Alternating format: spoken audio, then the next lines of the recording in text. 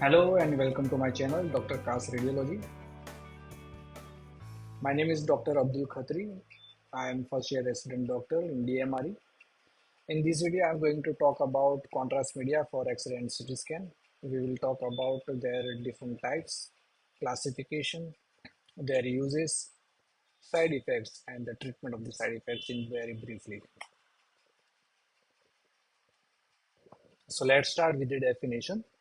In many different textbooks, there are different definitions for the contrast media, but here is the simple one.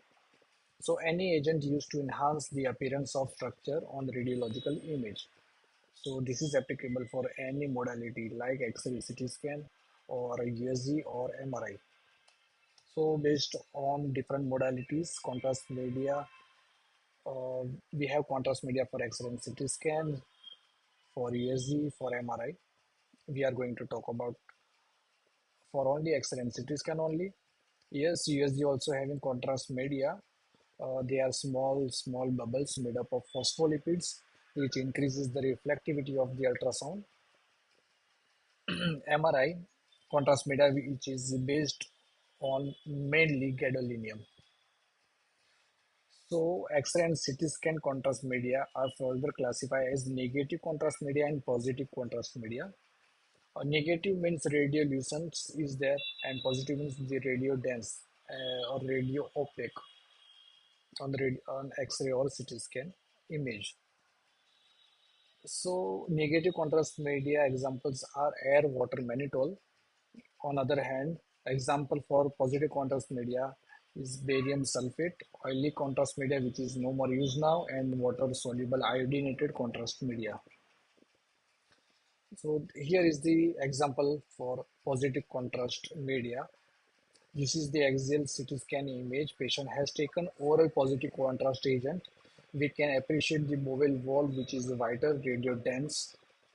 On the other hand, uh, this is the example of negative contrast media. Patient has taken oral mannitol here in this scenario. We can appreciate very well bowel wall is little radiolucent and not radio dense. So why do we need positive contrast media and negative contrast media? So these oral contrast agents are specifically divided into positive and negative contrast agent.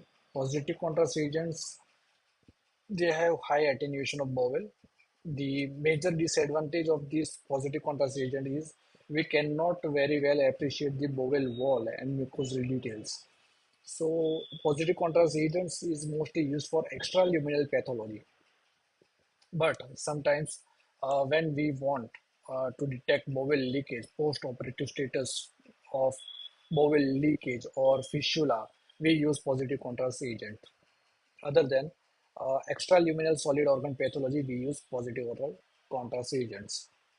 So we generally avoid oral contrast agents in bowel pathology like GI hemorrhage, acute trauma, or CT urography. As GI hemorrhage, if we want to look out hemorrhage, we should avoid positive contrast agent. We will look in the next slide how. And in acute trauma, it depends on the scenario. In trauma, if we are suspecting a vessel injury, so we will avoid positive contrast agent, so we can appreciate the bleed from where it happening. And in case of perforation, bowel wall perforation, we generally avoid any oral contrast agent in perforated bowel, but sometimes if it is mandatory to look out from where the how many sides perforations are and we want to look for it, we will give oral positive contrast agent to look out the perforation. So negative contrast media, it produces low attenuation of bowel and helps in evaluating abnormal bowel wall thickening. And so we can also evaluate the enhancement by given by IV positive contrast agents. So mannitol is a very good negative contrast agent and it causes good dilatation of bowel and help in mucosal fold pattern well appreciation. So pathologies like mesenteric ischemia and GI bleed, we use negative contrast agents there. Here is the axial CT image of the patient. Patient has taken oral mannitol here, and patient also given IV contrast agent. As we can see here, the aorta is very radiodense. This is the arterial phase. See the bowel wall here. We can appreciate the enhancement of the bowel wall here and here. But in this area, we cannot see any enhancement of the bowel wall. This is actually a ischemic part. So if I had given oral positive here, I would have not appreciate this uh, non-enhancement and enhancement. I would not appreciate this ischemia very well on positive contrast agent.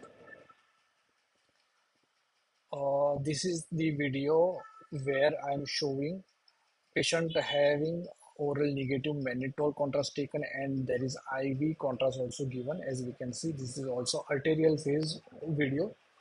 See, this is the transverse colon going here, and in transverse colon, see, this is the here bleed in transverse colon. This is the bleed here. So if I had given oral positive here, I would have not appreciated this bleed very well. In case of I had given oral positive contrast media. So what is an ideal contrast media? What are the properties for an ideal contrast media? So it should have a very good water solubility, as it can excrete it out easily, and it should not be lipid soluble also, as if it lipid soluble, it get absorbed and unnecessarily remains in our body for longer time. So chemically, and it should be chemically stable, and heat stability should be there, so we can store, and we can use for longer period contrast media. It should have a good biological inertness. Biological inertness means it should not interfere with our normal physiological status. It should have a low viscosity. Low viscosity means it can pass easily and less painful. So while administrating the contrast media, it should have a selective excretion via kidney. It should have osmolality near or equal to human serum. It should have low cost, of course, and it should have a good safety also. So in positive contrast media, we will talk about the barium sulfate now. Barium, in barium, the most common compound used is barium sulfate. Atomic number is 56. 56 is a good number, which means having high attenuation to the X-rays. So it's generally used for gastrointestinal imaging. We give only orally, rectally, or by stoma. It is extremely inert. It doesn't cause any irritation or damage to mucosa. It doesn't interfere with normal process of digestion or absorption. So being itself a water insoluble, it doesn't get absorbed and stays in the bowel and excreted unchanged parectally. Okay, and it's non-toxic. So where is it used? This is the image. Patient has patient asked to drink the barium, to swallow the barium, and we are taking the X-ray image while patient is drinking. This is the nothing but barium swallow for evaluation of hypopharynx, esophagus, and gastroesophageal junction.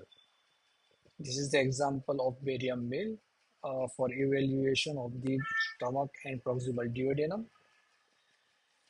This is the example of barium meal follow through. As we can see, small bowels are appreciated here. And lastly, this image is nothing but barium enema. I have given barium through rectum as an enema for evaluating large bowel and IC junction. So, what are the contraindications for use of barium? Absolute contraindication is bowel perforation. We do not use barium in case of perforation, as it can cause very severe inflammation. It can cause chemical pleuritis, peritonitis, mediastinitis. And it itself doesn't absorb, it stays there, remains there, and in case of perforation, for longer time it remains there and it can cause severe inflammation, which can be fatal. Okay. Other contraindications are tracheoesophageal fistula, rectovaginal fistula, rectovesical fistula. In this scenario, we use iodinated contrast media. In case prior allergic reaction, it is a relative contraindication. In case of colonic obstruction, we do not use barium as it remains static in an obstructed colon. It may get insipiciated and it get hard later on time, which may be dangerous. So let's talk about now water soluble iodinated contrast media. So iodine atomic number is 53. The iodine content of the molecule determines its radiographic density. So more is iodine, more is density, and whiter denser it appears. Okay, it has low toxicity profile in the body. So based on their excretion of iodinated contrast media, they've divided into hepatic excretion and the renal excretion. Examples for hepatic excretion are iopanoic acid and calcium iopodate. And renal excretion, they further divided into high osmolar and low osmolar. In high osmolar, there is ionic monomer, whereas in low osmolar, there is ionic dimers, non-ionic monomers, and non-ionic dimers. Let's talk about iodine particle ratio first, as it is important to understand for further iodinated contrast media. So IP ratio is nothing but a number of iodine atoms per number of particles per ml solution. So what does it mean? What does it indicate? So IP ratio in number of iodine atoms, it determines attenuation. Means the more is the iodine, more is the density and whiter density the contrast. So we want these as high as possible, right? So on other hand, the number of particles per ml solution denominator, it determines the osmolarity. So we want it as low as possible or nearby the human serum osmolarity. So if it is more, it can lead to very adverse many side effects. So we want it as low as possible. So basically IP ratio should be as high as possible. So what is ionic, non-ionic, monomer, dimer? Let's see that. So ionic contrast media. Ionic contrast media breaks down into cation and anion, positively charged particles and negatively charged particles, in solution such as blood once administered into the system. Whereas non-ionic contrast media do not break down in charged particles. This is the basic difference between ionic and non-ionic. And non-ionic and ionic can be monomeric or dimeric. So monomer means single benzene ring and dimer means double benzene ring. And in one benzene ring, there is a triiodinated molecule. Okay. So this is the basic structure, chemical structure of triiodinated benzene ring, where iodine is present on carbon number 2, carbon number 4, and carbon number 6. So who defines ionic and non-ionic? Let's see. On carbon number 1, if there is acidic group attaches here, for example, X for acidic group and R for amide group. If acidic group attaches, it is ionic, and if amide group attaches, it is non-ionic. Let's see the examples. First example, this is the one single benzene ring. We can appreciate triiodinated benzene ring. And on carbon number 1, there is acidic group. So it is ionic monomer. On example number B, there are double benzene ring. On carbon number 1, on one benzene ring there is acidic group and other on there is a amide group. Okay, so now is it ionic or non-ionic? So for to be a non-ionic, it is mandatory to have on both carbon number one to have an amide group. Okay, so there is one amide group and there is one acidic group. So it is ionic dimer and not non-ionic dimer. Okay, this is the example here. See, there is one amide group here. This is the non-ionic monomer, and see, this is the last example where on carbon number one, on both carbon number one, there is amide group. So this is non-ionic dimer. So let's talk about ionic monomers. IP ratio is 3:2, which is lowest and worst ratio. These are sodium meglumine salts of triazoic acid and iothalamic acid. Examples are ditriazoic acid salts. They are famous by name of urographene, gastrographene, angiographene, trazograph, Eurovision, Eurovideo. Ditriazoic acid salts are basically commonly used as a oral positive iodinated contrast medium. Though it having IP ratio is IP ratio is low, but they are using as a oral positive iodinated contrast agent. Why? Because it is less cost effective, firstly, mainly, but it is we are giving orally and not IV. So there are very less side effects by giving orally actually. Yes, if I give IV contrast, then it will lead to there are chances of adverse effect more. So other example is iothalamic acid salts, famously named as Conre and Trivideo. They have osmolarity 5 to 8 times of human plasma.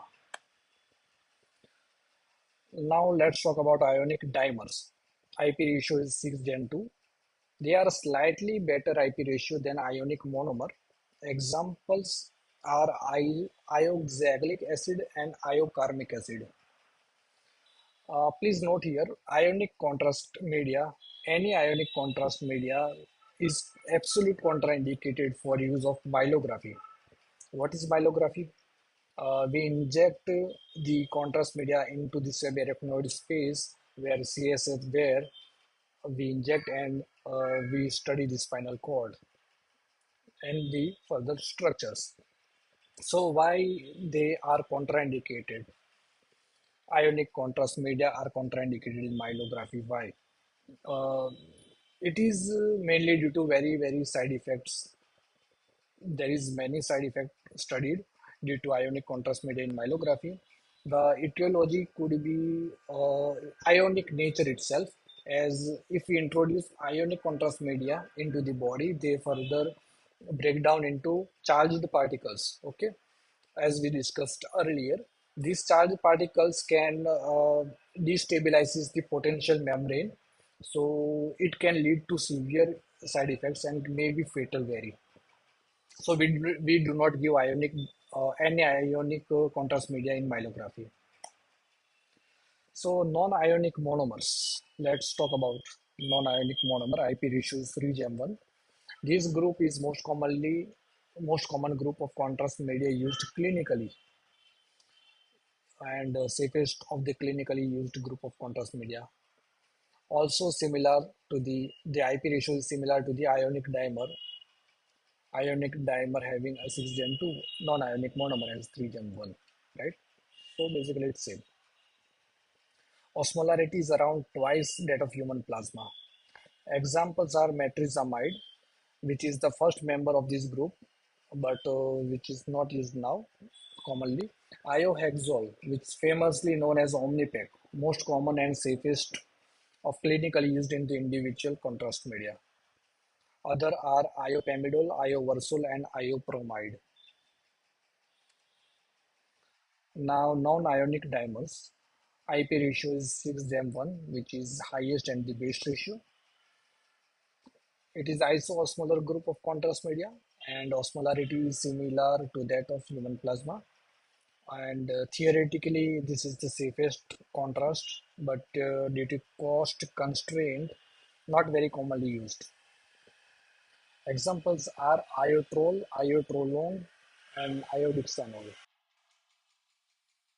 So this is the overview of iodinated contrast media with their basic properties, what we just saw here. Here ionic monomer, ionic dimer, non-ionic monomer and non-ionic dimer given. Iodine particle ratio is given. Iodine concentration in milligram per kilogram given. Osmolality in milliosmol per kilogram and viscosity centipoise at 37 degree is given here. So most commonly used in a clinical practice, iohexol, which is a non-ionic monomer. Its iodine concentration is around 400 and osmolarity is 726. Viscosity is 12.6. It is sometimes painful to the patient while administrating the agent. Uh, See the non-ionic dimer, the which is having the best IP ratio 6:1. It is isoosmolar. But there are two problems with non-ionic dimer. First, it is very costly contrast agent, and the other thing is the viscosity varies from 6.3 to 11.8, and so these also might be painful to the patient. Iodinated contrast media are mainly excreted via kidney, and around 99% of the intravenous injected iodinated contrast media is eliminated through kidney, and less than 1% is excreted through extrarenal routes such as hepatobiliary system, small and large intestines, sweat, tears, and saliva. In case of renal insult or renal failure patient, their vicarious excretion of contrast material occurs through the extrarenal routes. Normally, half-life of the iodinated contrast media is approximately 2 hours, and it can prolong over 30 hours in case of severe renal dysfunction or patient with having renal impairment. So let's talk about the dosage of the iodinated contrast media. So we'll give lowest dose possible to obtain adequate visualization. The standard dose is 1 to 2 ml per kilogram at concentration of 300 milligram per ml. So let's see. My weight is 70 kg. I can use up to 70 to 140 ml at the concentration of 300 milligram per ml. Okay, but maximum we can use 200 ml of concentration at 320 milligram per ml. So suppose my weight is 120 kg. So I will use 120 ml up to the 200 ml and not 240 ml. Okay, and maximum concentration will be 320 milligram per ml. Basically, we can give maximum 64 gram of iodine.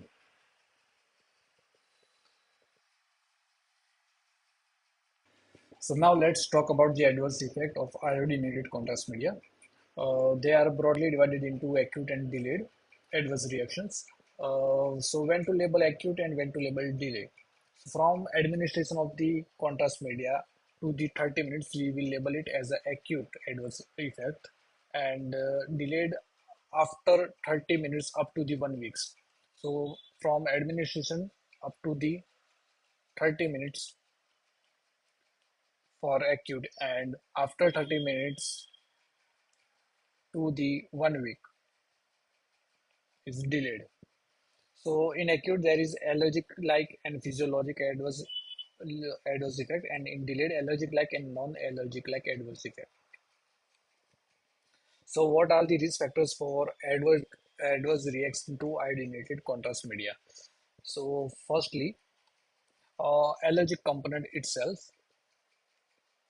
A patient who having already adverse reaction prior with the contrast media, and if we introduce the same contrast media in the next time, that patient is having risk of developing the reaction fivefold. he will having five-fold increase the risk for developing of adverse reaction. Other thing is the patient already having unrelated allergies, and the patient like who having asthma are also at risk of developing adverse reaction to the iodinated contrast media. Secondly, patient with renal insufficiency, they can produce contrast-induced nephropathy. And patient with poor cardiac status, they can develop a non-allergic cardiac events. And anxiety is the contrast reaction have found to be more common in anxious patient, and mitigating anxiety by reassuring is helpful. So just reassure the patient, which may help to the patient. And lastly, the hyperthyroidism in patient with Graves' disease and thyroid autonomy with multinodular goiter, iodinated contrast medium can potentiate thyrotoxicosis and hence it should be avoided. Let's talk about the acute adverse effect, acute allergic-like reactions. It is uncommon very. Incidence is 0.6% only, and 0.04% can be severe only.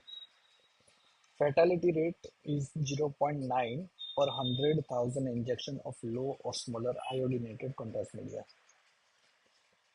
Their mechanism is poorly understood, but about 90% of the reaction are due to histamine release and other mediator release.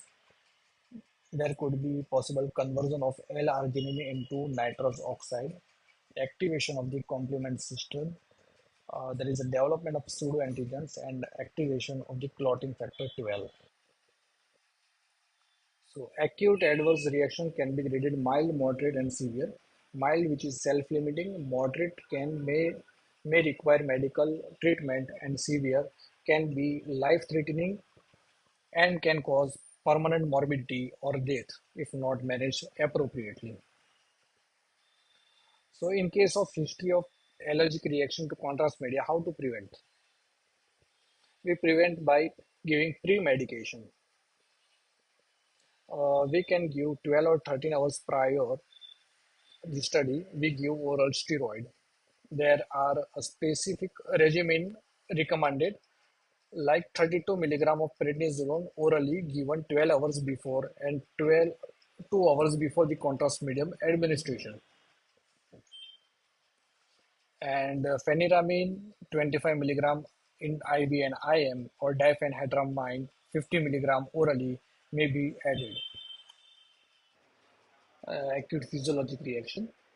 So the mechanism, they mostly related, dose related, and may be related to osmolarity, chemotoxicity, or molecular binding to certain activators.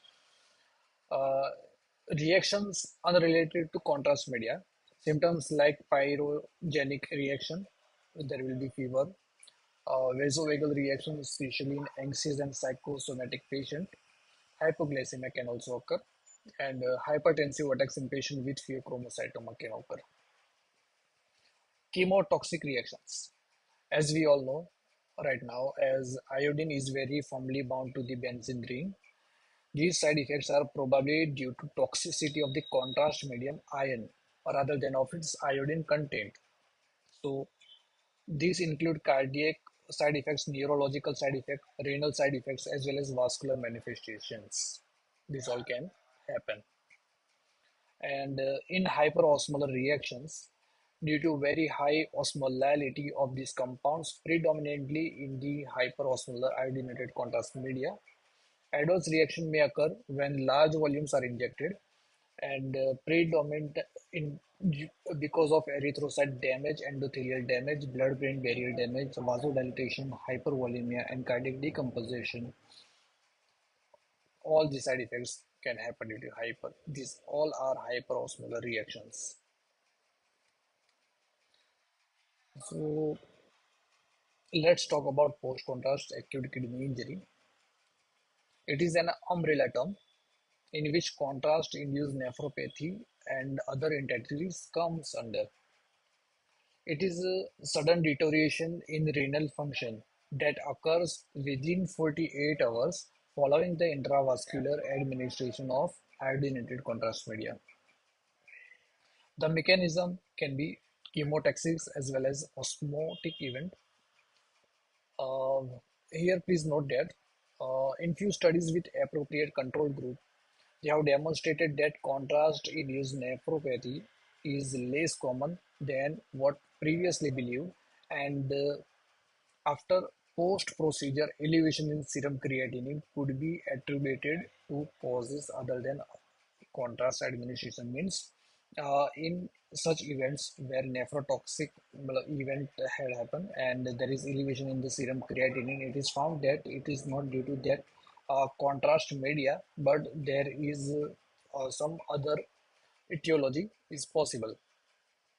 So, for a physician who is dealing with this kind of situation where nephrotoxic event happened and he is dealing with further acute kidney injury, and he has to rule out the other entities, other causes as well.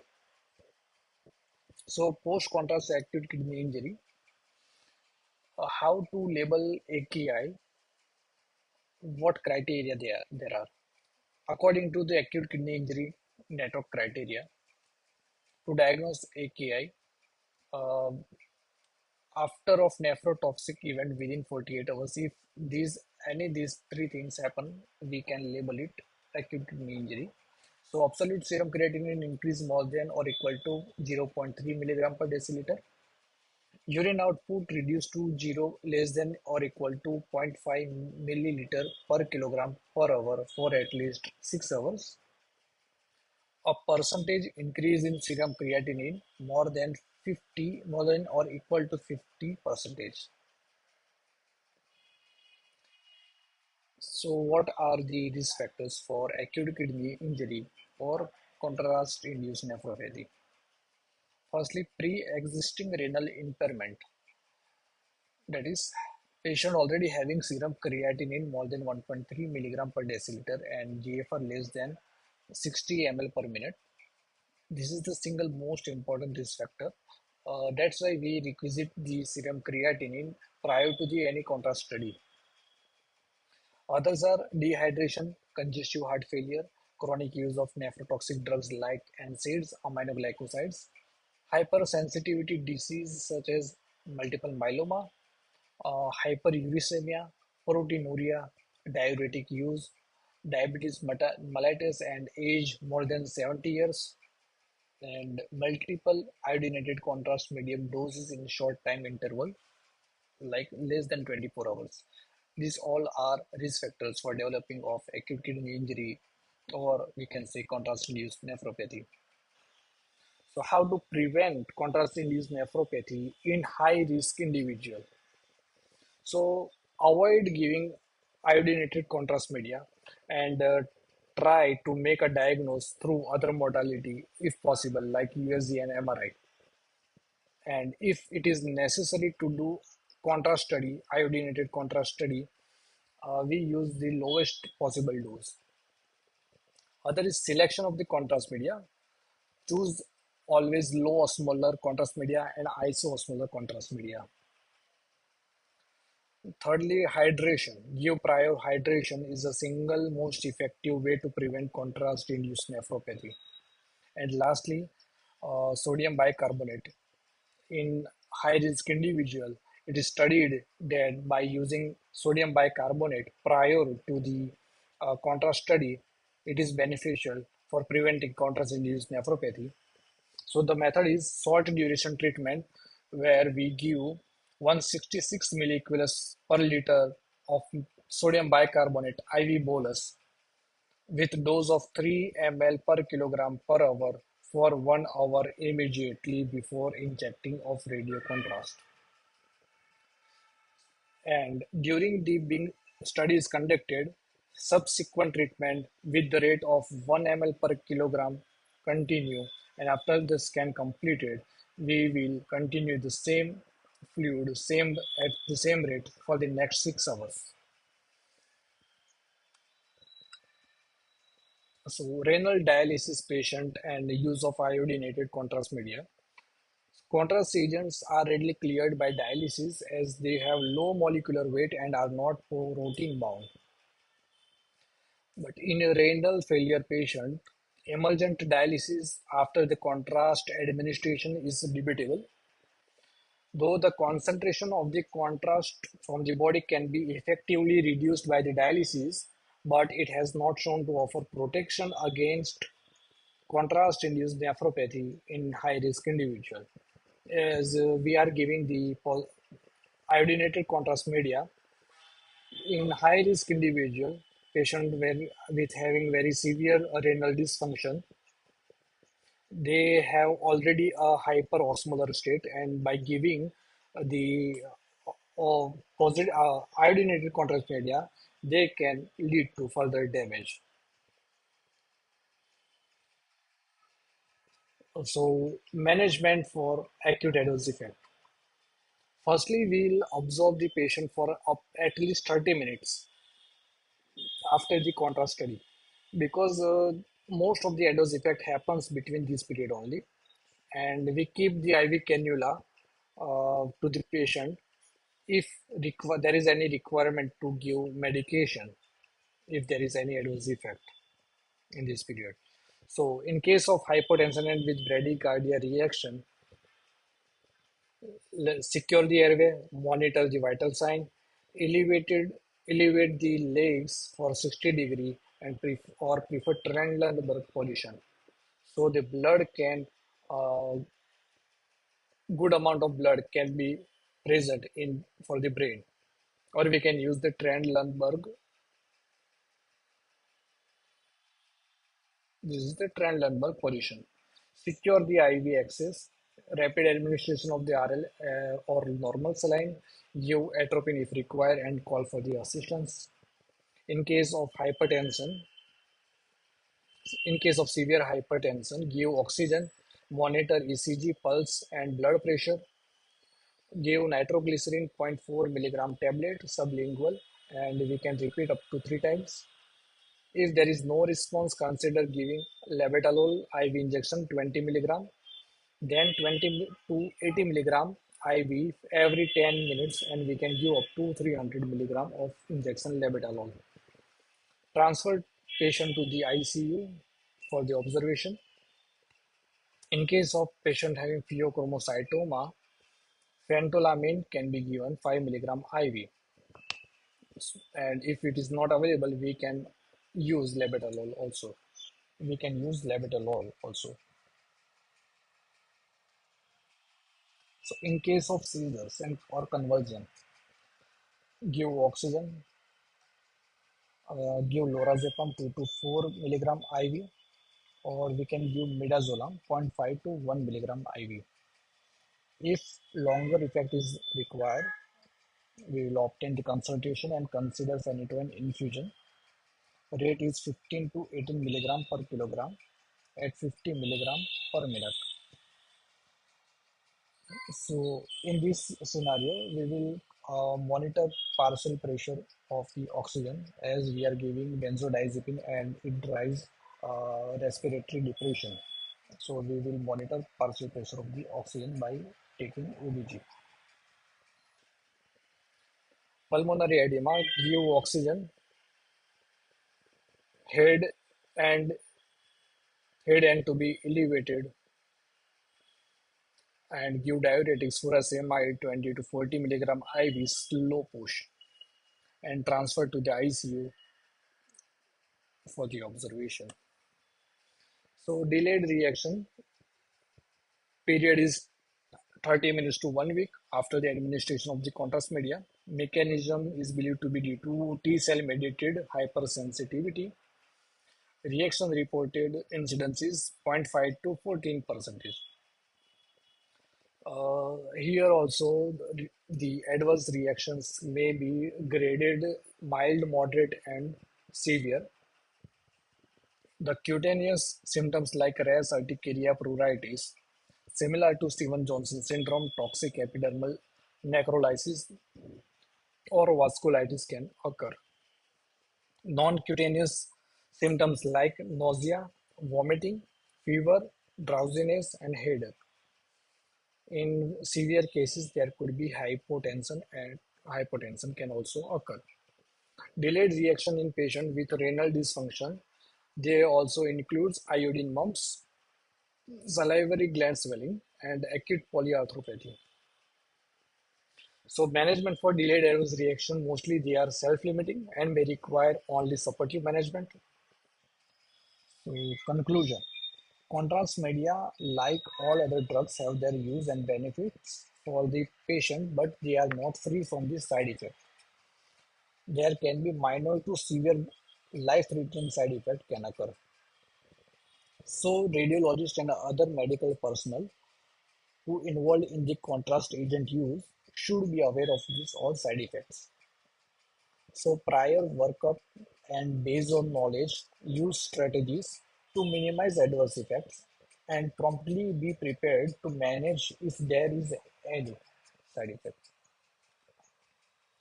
I'm providing here the references from where I made this lecture. So that was all from my side. Lastly, I would like to thank Dr. Supriya Srivastava ma'am and Dr. Pratik Pesivadia sir for clearing some doubts about contrast media which I had. So if you have any doubts, please feel free to put it in comment box. I will try to solve it. Hit like and subscribe if you like this video. Your small effort may one day make this channel big.